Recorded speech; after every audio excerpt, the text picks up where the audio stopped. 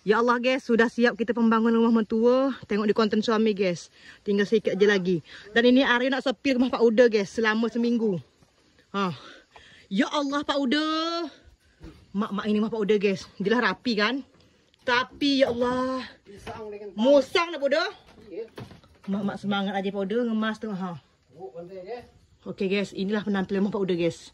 Pisang tak boleh tinggal memang. Kemarin rumah kami kan sama Pak Uda. Ya Pak Uda? Ya. Selamat mengemas lah. Yalah, ini Pak Uda guys. Dan ini ubi dia belum bisa panen guys, baru sebulan. Pokok dia sehat, tapi buah dia belum ada sangat. Tuh. Belinyang. Suami langsung ke WC guys. Tuh, pokok jagung. Suami, mana? Itu belakang Pak Uda. Pak Uda teruk ngemas balik ni guys. Kita belum tengok lagi rumah kita macam mana bentuk dia. Tapi pisang tak ada dalam tu. Ya Allah suami, pisang ini masih bertahan juga suami. Saya suka ni isteri. Terbang masuk ya. Ya Allah masih bertahan. Halio suami ni nak siram ni. Tuh. Lawa ya? Tuh suami. Ya Allah guys, tanaman aman. Cuma pisangnya terlajak muda guys. Patah dia musang katnya. Lah masak kecil. Jambu. Ya Allah kenapa ni? Keriting gini macam kena racun. Ya Allah guys, rumah dia macam sayu je kerana belum berwarna kan. Ini kita belum naik lagi.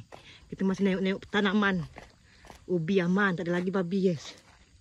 Mak, lada suami berlubung. Itu terung. Lada. Masya Allah nanas kita. Mak nanas ni kemarin tak sempat hari makan ni. Makan ni musang sudah. Tok bawah je dulu. Bunga.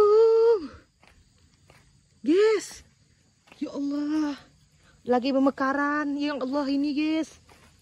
Ini kesukaan Aryo guys. Bunga dia. Bunga dia warna oranye. Itu warna merah. Cantik pula tu guys. Kita cium dulu ya guys ya. Mak, kenapa ya guys kita suka betul cium bubuk bunga ni. Tuh tengok. Bunga dia macam bunga-bunga yang di kota tu guys. Ngembang di lawa. Belum bisa kita mekarkan kerana pokok dia masih kecil. Ini dah kita mekarkan bunga merah guys. Tumbuh dia. Nanti kita alih ke pot lain. Okey.